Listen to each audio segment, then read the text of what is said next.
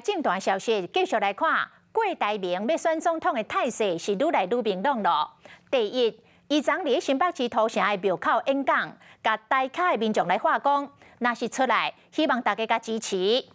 第二，郭台铭伫嘉义举办的主流民意的造势活动是逼倒，为参选总统的可能性炒热这个温度。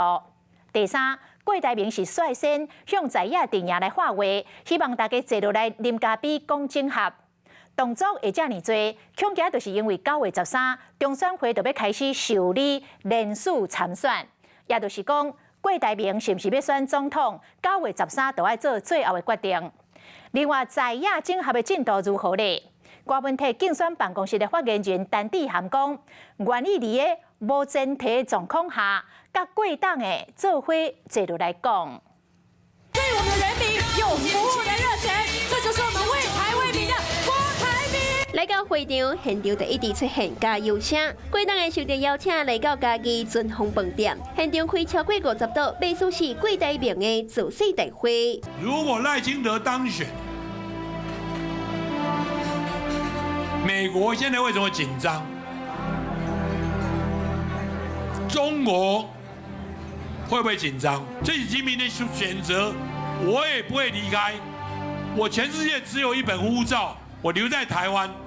我买是22级役官，机关枪、手枪，迫击炮、手榴弹我都可以。我不要训练，我第2天就可以上战场。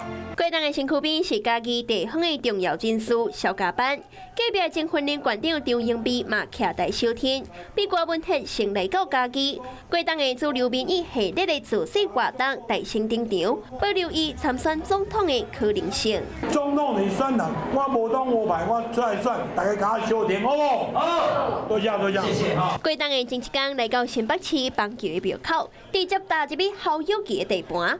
参选总统唔是嘴讲讲的尔，嘛有实际行动。包括最近参选的连署书公开，嘛向在野阵营的代表来发声，希望啉咖啡讲整合。